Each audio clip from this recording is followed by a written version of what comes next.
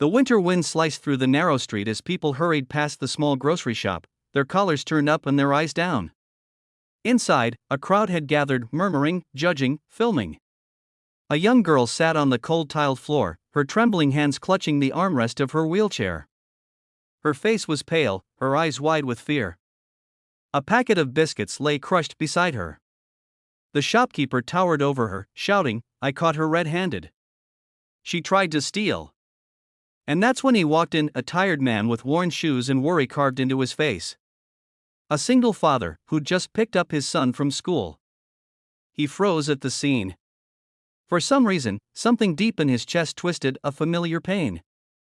He didn't know yet that stepping forward that day would change everything, not just for the girl, but for him too. The crowd's whispers stabbed the air. "She looks pitiful, but stealing, still stealing, poor or not, crime is crime." The girl's lips trembled.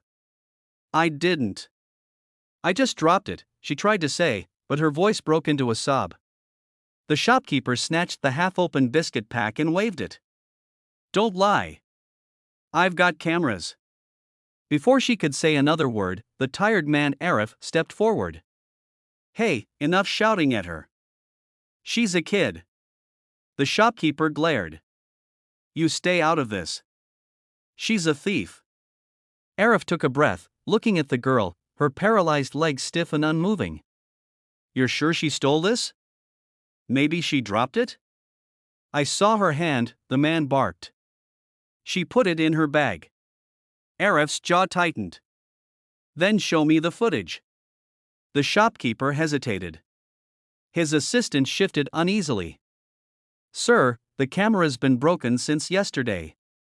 The crowd fell silent. The girl's sobs filled the space. Arif crouched beside her, his voice softer now. "What's your name, Beta?" "Aisha," she whispered, wiping her tears. "Where are your parents?" "My dad's not here." Her eyes filled again. He left me with Auntie. She said she'd pick me up," but Arif's heart sank. She looked so small, so fragile, yet there was something dignified about her, something that didn't match the worn sweater and scuffed shoes she wore. He stood, facing the shopkeeper. "How much are the biscuits?" "Just 50 rupees. "But that's not the point." Arif took out his wallet, counting the last few notes he had. "Here. Paid.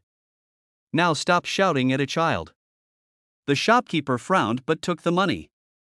The crowd began to disperse, murmuring.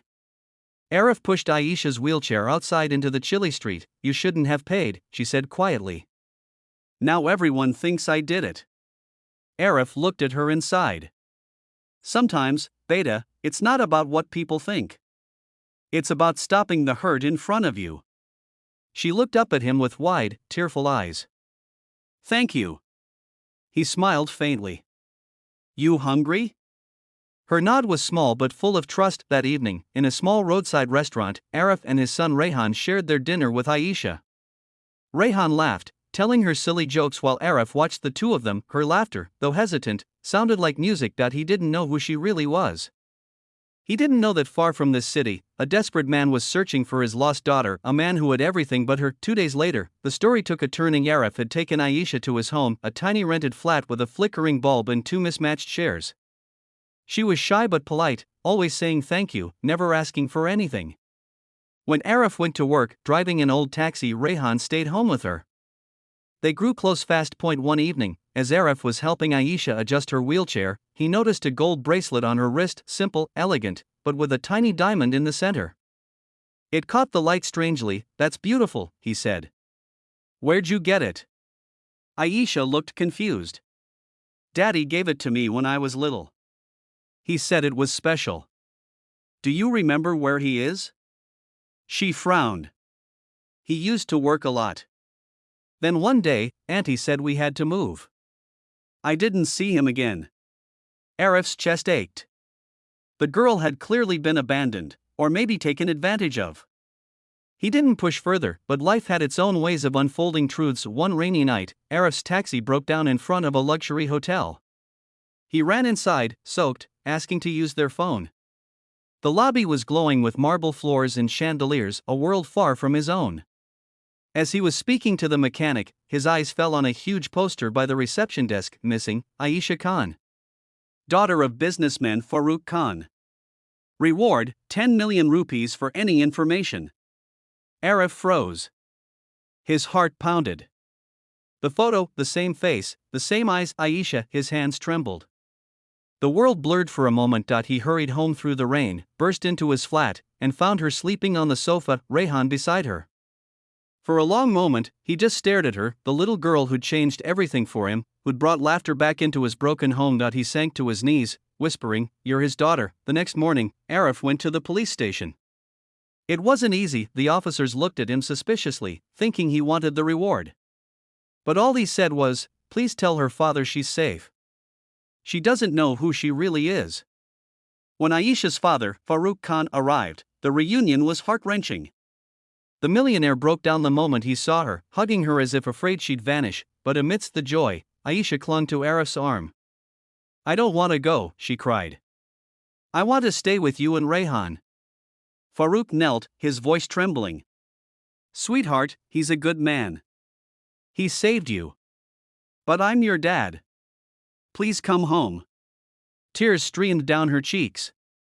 She looked between them, the father she had lost, and the man who had become one. Finally, she whispered, "Can he come visit me?" Farooq smiled through tears. "He's always welcome. You have 2 homes now." Months passed. Aisha's surgery, funded by her father, restored partial movement to her legs. But she never forgot Arif or Rehan. Every week, a car would stop outside their humble building, and Aisha would roll in, laughing, bringing gifts and joy. One evening, Farooq visited Arif quietly. "I've learned something from you," he said. "All my money couldn't teach my daughter what kindness looks like. You did that. Let me help you now." Arif hesitated, but Farooq insisted. A few weeks later, Arif opened his own small taxi company, his dream finally coming true. The story that began with suspicion and poverty ended in something far more valuable: connection, humanity, and redemption. And in every ride Arif drove after that, he carried a simple truth in his heart, that standing up for what's right, even when you have nothing, can make you richer than any millionaire, because sometimes, the smallest act of kindness is the only thing that can change 2 lives forever.